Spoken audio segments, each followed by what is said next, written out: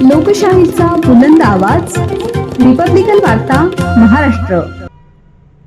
नांदगाव तालुक्यात धक्कादायक घटना। मुलानेच वडिलांचा लोखंडी पाईपने खून केल्याची कबुली। बातमी नांदगाव येथून।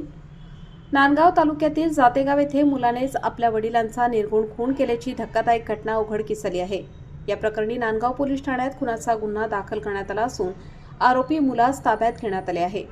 याबाबत मिळालेली माहिती अशी की विठ्ठल तुकाराम गायकवाड, वय 58 वर्ष, राहणार जातेगाव, तालुका नांदगाव, हे नेहमीप्रमाणे गावाजवळील आपल्या मळ्यात खोलीत झोपण्यासाठी गेले होते।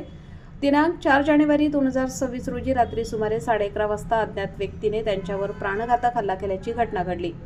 दिनांक 5 जानेवारी 2026 रोजी सकाळी सुमारे 7 वाजता नातेवाईक भरत गायकवाड यांचा फोन आल्याने घटनेचा उलगडा झाला।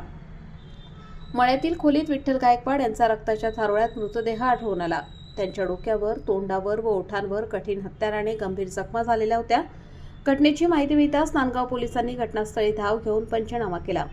पोलीस तपासादरम्यान मृताचा मुलगा श्रीकृष्ण उर्फ सावता विठ्ठल गायकवाड, वय 20 वर्ष, याला विश्वासात घेऊन विचारपूस करण्यात आली।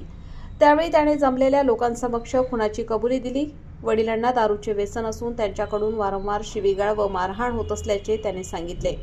तसेच 3 जानेवारी 2026 रोजी शेतात झालेल्या वादातून वडिलांनी जीवे मारण्याचा प्रयत्न केल्याचा आरोपही आरोपीने केला। याच रागातून आणि भीतीपोटी 4 जानेवारी रोजी रात्री वडील झोपेत असताना मळ्यातील खोलीत जाऊन लोखंडी पाईपने डोक्यावर, तोंडावर व ओठांवर वार करून त्यांचा खून केल्याची कबुली आरोपीने दिली आहे।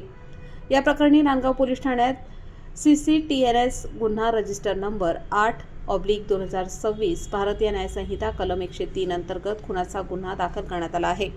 पुढील तपास नांदगाव पोलीस करीत आहेत। रिपब्लिकन वार्ता, महाराष्ट्र न्यूजसाठी प्रतिनिधी Muktaram Bagul, Nandgaon, Nashik. Subscribe now and press the bell icon.